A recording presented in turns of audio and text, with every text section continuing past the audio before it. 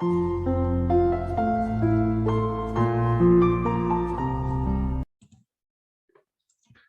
everyone, today I'll be going through the Math Methods Unit 1-2 worksheet. So the first question, actually no, I should go through the answers first. So this is what I've got.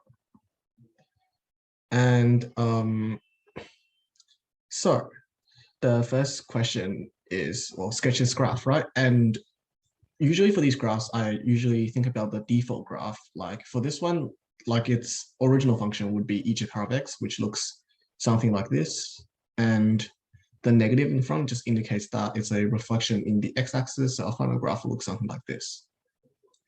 And then we know the -1 here just indicates that we are moving the horizontal intercept 1 unit down. So we have y equals -1 as our horizontal intercept.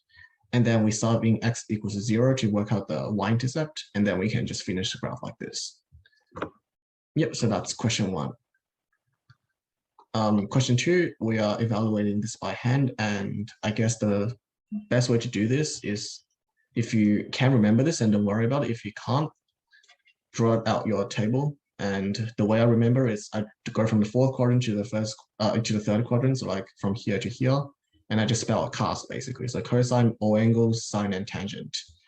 And then we kind of work out the base angle, and then we see what happens. So with this table, we can kind of draw another table. This is theta, this is pi minus theta, this is pi plus theta, and this is 2 pi minus theta.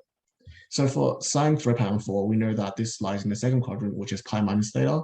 Therefore, theta is pi on 4. So sine of pi on 4 is root 2 on 2, and it's 2nd quadrant, so sine is positive. Therefore, sine 3 pi on 4 is root 2 on 2. The next one, what we do is make this, well, we subtract like the maximum number of 2 pi's from it. So 23 pi on 3, we can kind of rewrite this as, well, the maximum 2 pi would be 18. Yeah, 18. So we will have, it will be the same as cosine of 5 pi on 3, basically. And 5 pi on 3 is in the final quadrant with theta equal to pi on 3. Cosine pi on 3 is 1 on 2. And cosine is positive in the 4th quadrant. Therefore, the answer to this is just 1 on 2. And the final one, we can write this as tan of negative pi on 6, which means it's in the 4th quadrant. So tan of pi on 6 is 1 on root 3. In the 4th quadrant, tan is negative. So the answer to this is -1 on root 3. So for the for question 3, we are doing cosine of x equals -1/2, and that's our domain.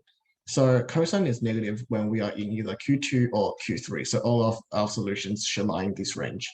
So let's consider a part of the domain, which is 0 to 2 pi first. In 0 to 2 pi, we'll get these two according to these rules. So we know theta is, well, because cosine x is 1/2, so theta is pi on 3. So pi minus pi on 3 is 2 pi on 3. Pi plus pi on 3 is 4 pi on 3.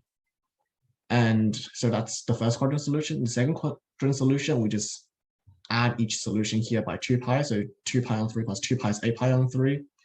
And 4 pi on 3 plus 2 pi is 10 pi on 3. For the negative one, so how I like to think about it is it's basically this reversed, right? Because this is kind of its reverse order. So if you think about it, 2 pi on 3 can be written as -4 pi on 3, and 4 pi on 3 can be written as -2 pi on 3, which shows the negative solutions for the negative solution of the domain, which is -2 pi to 0. Yep, so that's everything for this worksheet. And if there's any other questions, feel free to message me on WeChat anytime or come to the study hub. I'll see you guys next week.